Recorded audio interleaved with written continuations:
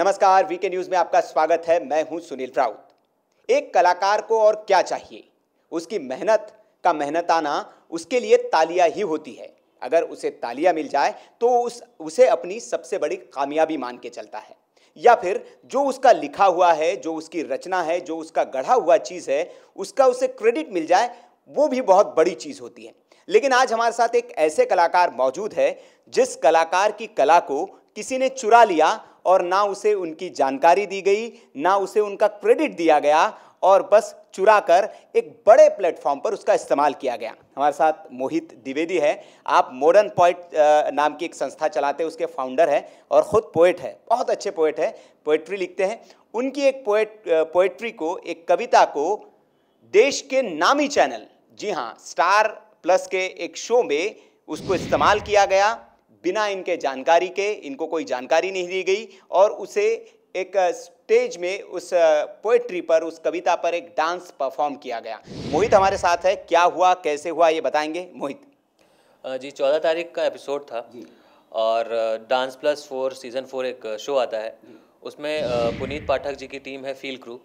वो लोग अक्सर क्या करते हैं, डायलॉग्स पे या फिर मोनोलॉग्स पे डांस करते हैं। तो उन्होंने किन्नरों पर मैंने जो कविता 27 मई 2017 को पहली बार पब्लिश की थी, तीसरा हूँ ताली हूँ नाच हूँ, उसका दूसरा पैराग्राफ उठाया। उसमें हमें की जगह मुझे कर दिया। जो थोड़ा क्लिष्ट हिंदी के शब्द थे उनको उसमें थोड़े से बदलाव लाए। जो बहुत से ऐसे शब्द उसमें थे जो शायद नेशनल टेलीविज़न पे नहीं बोले जा सकते थे, उसकी जगह पर उन्होंने किन्नर शब्द यूज़ किया और एज इट इज़ उन्होंने पूरा वहाँ पर कॉपी पेस्ट कर दिया और उस पर पूरी डांस परफॉर्मेंस की गई। उसके बाद उन्हें उस परफॉर्मेंस के लिए भी बहुत ज़्यादा मतलब जो वहाँ के और जजेस थे, फेलो जजेस थे, उन्होंने बहुत सराहा भी। तो उस पर पूरा क्रेडिट लेते हुए कि हाँ, मतलब बहुत मेहनत लगती है कंपोज करने में, वगैरह करने में। उसके बाद मैंने पूरा शो देखा कि एंड में कहीं शायद हो या फिर मेरे पास, माफ़ी चाहूँगा, मैं रोक रहा हूँ। मतलब उन्होंने ये भी क्रेडिट लिया कि वो कविता उन्हीं की लिखी हुई है। उन्होंने एग्जैक्टली ये शब्द तो नहीं कहे कि उन्होंने लिखी है, लेकिन उन्होंने, इनका कहना यह था कि सर इस एक्ट को तैयार करने में बहुत मेहनत रहती है, राइटिंग से लेके सब कुछ कंपोज करना पड़ता है, फिर कोरियोग्राफ करना पड़ता है। तो कहीं ना कहीं इंटेंशन उनकी थी। हालांकि वो लिखते हैं और भी उसके पहले के अपने जितने भी उनके एक्ट हुए हैं उसके लिए वो लिखते आए हैं, तो उसी को उन्होंने कंटिन्यू करते हुए कहा था। लेकिन एग्जैक्ट ये वर्ड नहीं बोला, शायद इससे बचने के लिए या फिर जो भी हो। लेकिन बहरहाल मेरी कविता यूज़ हुई, मेरी पंक्तियाँ यूज़ हुई और ये कविता मेरे लिए सबसे खास है।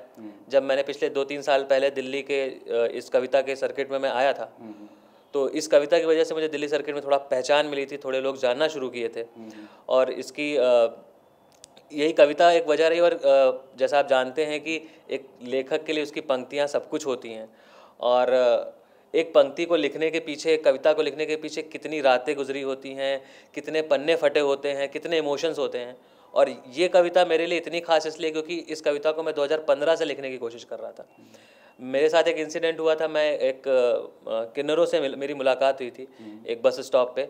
मैं उनसे करीब 2-3 घंटे बातचीत करी, उनकी बातों को जाना और मैं तब से कोशिश कर रहा था कि मैं इस पर कुछ लिखूँ, मैं इस पर कुछ करूँ।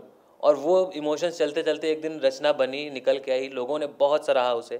जो लोग भी मुझे जानते हैं शायद वो मेरी इसी रचना की वजह से मुझे जानते हैं। उसके बाद ये कई जगहों पर प्रकाशित हुई। अमर उजाला काव्य में प्रकाशित हुई, कविशाला में, नवजोतों में हमने इसका वीडियो किया, योर कोर्ट में, कई जगहों पर हमने अपने द मॉडर्न पोएट्स प्लेटफॉर्म में भी इसको बहुत बार सुना। जहाँ भी मैं जाता हूँ तो लोग मुझसे ये कविता ज़रूर सुनना चाहते हैं। उसमें मेरे हाव भाव तक उन्होंने प्रयोग किए हैं। जब मैं तीसरा हूँ ताली हूँ नाच हूँ बोलता हूँ तो वो मैंने पूरा देखा।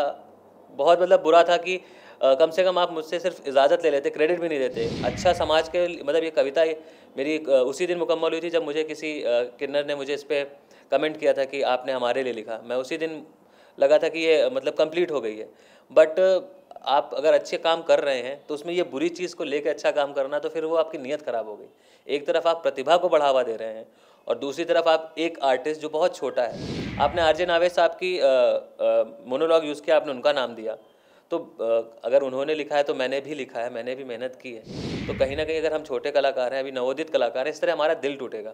और मेरे साथ द मॉडर्न पोएट्स की पूरी टीम चलती है और आज अगर मेरे साथ होगा तो कल को मुझे भी हमारे प्लेटफॉर्म पे आके सुनाना बंद कर देंगे। तो ये हमारे सारे जो नए लेखक हैं, नए कवि हैं, जो नवोदित होना चाहते हैं, उनके अंदर एक डर आ जाएगा कि हम लिखेंगे तो ऐसे चोरी हो जाएगा हमारा काम, हमें क्रेडिट भी नहीं मिलेगा। क्योंकि वो लोग बड़े लोग हैं, वो ऐसा कर सकते हैं। तो बस उसी के खिलाफ मैं आवाज़ उठाना चाहता हूँ, आपके पास आया था। बहुत बहुत शुक्रिया। नहीं, मोहित की जो बात है बिल्कुल जायज़ है। एक कवि, एक रचनाकार, एक लेखक कि एक रचना को मुकम्मल होने में, बिल्कुल सही कहा मोहित ने, कई रातें गंवानी पड़ती है, रातों की नींद गंवानी पड़ती है और उसके बाद जाकर एक रचना मुकम्मल होती है और उसे यूं ही आप कहीं से उठाकर उसको आप चला लेंगे तो ये कतई जायज़ नहीं कहा जा सकता। ये कानूनी रूप से भी गलत है, सामाजिक रूप से भी गलत है, नैतिक रूप से भी गलत है और इसकी हम पुरजोर विरोध करते हैं। और अगर ये हमारी न्यूज़, ये हमारी खबर अगर उन लोगों तक पहुंच रही है जिन्होंने ये काम किया है तो हम उम्मीद करते हैं कि वो मोहित जी से संपर्क करेंगे, इसके लिए माफ़ी मांगेंगे और हर्जाना क्या इसका वो दे सकते हैं। इसके लिए उन्हें एक माफ़ीनामा अपने शो में तो ज़रूर चलाना चाहिए कि अगले एपिसोड में कि ये कविता, ये रचना जो हमने पिछले एपिसोड में चलाई थी ये इनकी है और हम भूल गए थे इन्हें क्रेडिट देना। तो ये एक उनके लिए चीज़ हो सकती है मोहित से माफ़ी मांगने की। वैसे इसके लिए तो माफ़ी भी नहीं दी जा सकती जो काम उन्होंने किया। मोहित, मैं एक बात और आपसे, हम दर्शकों को आगे बढ़ें, जिन लोगों ने वो एपिसोड नहीं देखा है, आपकी कविता नहीं सुनी है, मैं एक बार आपसे गुजारिश करूंगा कि प्लीज़ हमारे दर्शकों को, जो दर्शक है, वो कौन सी कविता है जो आपकी चुराई गई है, जो आइकन है आपके लिए, प्लीज़ हमारे दर्शकों को एक बार आप सुना दीजिए, फिर आगे बात करते हैं। जी, तो कविता दरअसल शुरू ऐसे होती है कि न लड़की हूँ न लड़का हूँ, देता दुआ लेकिन श्राप हूँ, तीसरा हूँ, ताली हूँ, नाच हूँ, हिजड़ा हूँ, इस समाज का अभिशाप हूँ। माँ बाप ने भी कर दिया पराया मुझको, इस समाज ने भी न अपनाया मुझको, चौराहों पर ताली मारता फिरता हूँ, कुछ लोगों ने हवस का शिकार बनाया मुझको, शादियों में उत्सवों में खूब नचाया मुझको, पर कोई समझ न पाया मुझको, अवहेलना मिली है चहुँ ओर से, यार अब तूने क्यों बनाया मुझको। क्या मिल पाएगा मुझे हिस्सा इस समाज में सम्मान का, क्या बन पाऊँगा मैं नागरिक इस समाज के सम्मान का, इस देश का नागरिक हूँ, मेरे भी हक और जिम्मेदारी हैं, मत करो प्रताड़ित मुझे, ना ये कोई बीमारी है। माना नहीं बन सकता माँ, ना बन सकता बाप हूँ, बस बराबरी का दर्जा दे दो, मैं अपने सपने नाप लूँ, भीख मांग कर नहीं करना गुजारा, मैं तुम्हें अपने सा माप लूँ, ना लाचार ना बेचारा, मैं तुमको खुद सा भांप लूँ। न लड़की हूँ न लड़का हूँ, देता दुआ लेकिन श्राप हूँ, तीसरा हूँ, ताली हूँ, नाच हूँ, हिजड़ा हूँ, इस समाज का अभिशाप। क्या बात है, बहुत सुंदर रचना। मतलब एक जो किन्नर है जिसे समाज कभी स्वीकार नहीं करता है, उसकी पूरी व्यथा को इन पंक्तियों में मोहित ने उंडेल के रख दिया है, उसके दर्द को और महसूस कर सकते हैं हम। मैं उस एपिसोड को, मोहित से बात होने के बाद उस एपिसोड को मैं देख रहा था और हूबहू मैंने इनकी मोज़ेटो की कविता भी सुनी, तो उनके हाव भाव को भी जैसे इन्होंने बताया कॉपी करने की कोशिश की और खूब सराहना भी उसको मिली। अब मोहित, अगला कदम क्या है आपका? अभी फ़िलहाल मैंने द ललन टॉप में बात की थी, तो वहाँ पे उन्होंने आर्टिकल शेयर किया है, उसको आज तक ने भी शेयर किया है। उसके बाद मेरे एडवोकेट ने लीगल नोटिस की हम लोगों ने तैयार कर लिया है। हालांकि हम लोगों ने अपनी तरफ से ईमेल कर दिए हैं जितने भी उस शो से एसोसिएटेड लोग हैं। हम लोगों ने ट्विटर में रिट्वीट भी किया है और अपने फेसबुक के जरिए भी मैंने थोड़ा सा सोशल मीडिया में एक आंदोलन सा खड़ा किया है, काफ़ी उसमें शेयर्स वगैरह हो रहे हैं। साथ में लीगल नोटिस भेजने की तैयारी है। कल तक शायद उनको पास उनके एड्रेस पे लीगल नोटिस भी चला जाएगा और जितने भी प्रोडक्शन कंपनीज उसके साथ लगी हुई हैं उन सभी को मेल और लीगल नोटिस पहले चला जाएगा।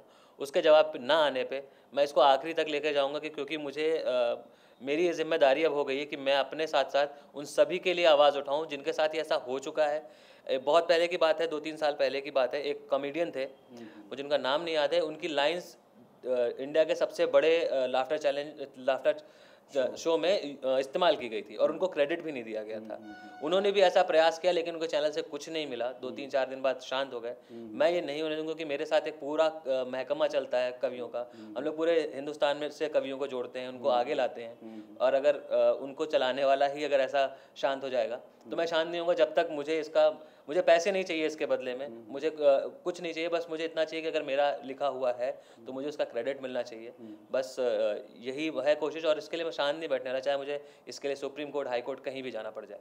नहीं, बिल्कुल मोहित, और आपको करना भी चाहिए, अपने लिए न सही उन लोगों के लिए। हमारे पास भी ऐसे कई इंसिडेंट्स आते, केसेस आते हैं जब हम देखते हैं कि किसी की किताब में से कोई वाकया चुरा कर उसे अपना बनाकर आप पेश कर देते हैं, उसमें थोड़ा बहुत सुधार करके। और जो नवोदित कलाकार है, जो छोटे कलाकार है, जो कहीं कस्बों में छुपी हुई प्रतिभाएं हैं, उनकी रचना को आप अपनी बनाकर उस पर बड़े मंच पर वाहवाही बटोर लेते हैं, ये कतई एक्सेप्टेबल नहीं है, इसे स्वीकार नहीं किया जा सकता। और मोहित की इस बात से हम बिल्कुल सहमत है, उन्हें करना भी चाहिए ताकि ऐसे जो लोग हैं उन लोगों के लिए एक नज़ीर पेश हो कि ऐसा करना गुनाह है और इसके लिए उन्हें दंड भी मिल सकता है, चाहे जैसा भी हो।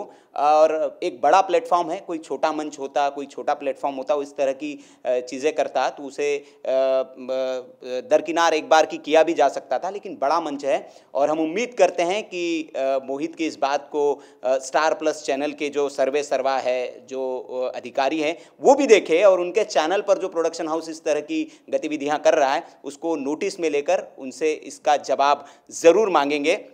मोहित, आप हमारे साथ बने, बहुत बहुत शुक्रिया इसके लिए।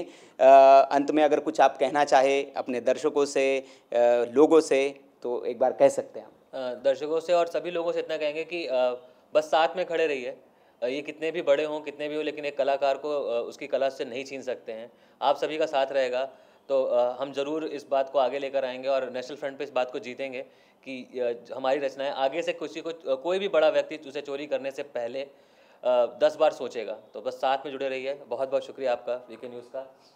चलिए मोहित, शुक्रिया कहने की इसमें ज़रूरत नहीं है। हम भी वीके न्यूज़ की ओर से आप लोगों से अपील करते हैं कि इस वीडियो को इतना ज़्यादा शेयर करिए कि मोहित की बात स्टार प्लस के मालिकान तक, स्टार प्लस के सर्वे सर्वा तक और जो उस प्रोडक्शन हाउस के जो चोरी करने वाले लोग हैं उनके कानों तक ज़रूर पहुँचे और इतने ज़ोर से पहुँचे कि उनके कानों में दर्द हो उठे और वो मोहित तक अपनी जो उनकी गलती है उसके लिए वो माफ़ी मांगने के लिए आए। और हम उम्मीद करते हैं कि आप इस मुहिम में मोहित का साथ ज़रूर देंगे और ऐसी ही खबरों के लिए, ऐसी ही समाज से जुड़ी खबरों के लिए आप देखते रहिए वीके न्यूज़। शुक्रिया।